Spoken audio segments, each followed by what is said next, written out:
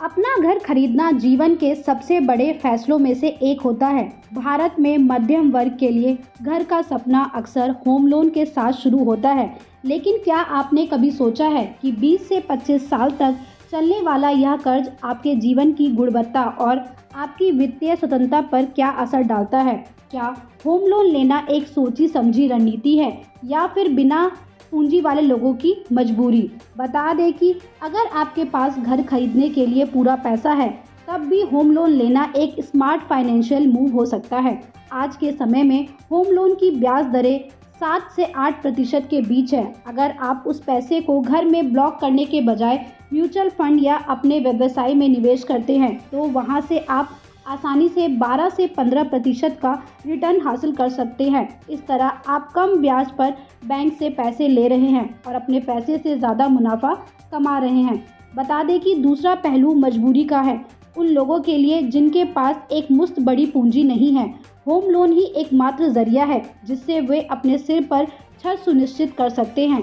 हालांकि पहले home loan का एक बड़ा आकर्षण टैक्स बेनिफिट हुआ करता था। पुराने टैक्स स्लैब में लोग 3 से 4 लाख रुपए तक का फायदा उठाते थे, लेकिन नई टैक्स व्यवस्था में ये लाभ अब उपलब्ध नहीं है। इसलिए अब टैक्स बचाने के लिए होम लोन लेना कोई समझदारी भरा फैसला नहीं रह गया है।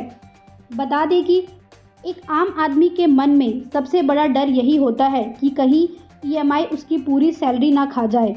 बता दें कि एक आदर्श स्थिति में आपकी कुल इन हैंड सैलरी का 30 से 40% हिस्सा ही ईएमआई के लिए आवंटित होना चाहिए। यह वह स्तर है जहां आप बिना मानसिक तनाव के अपना घर चला सकते हैं और कर्ज भी चुका सकते हैं।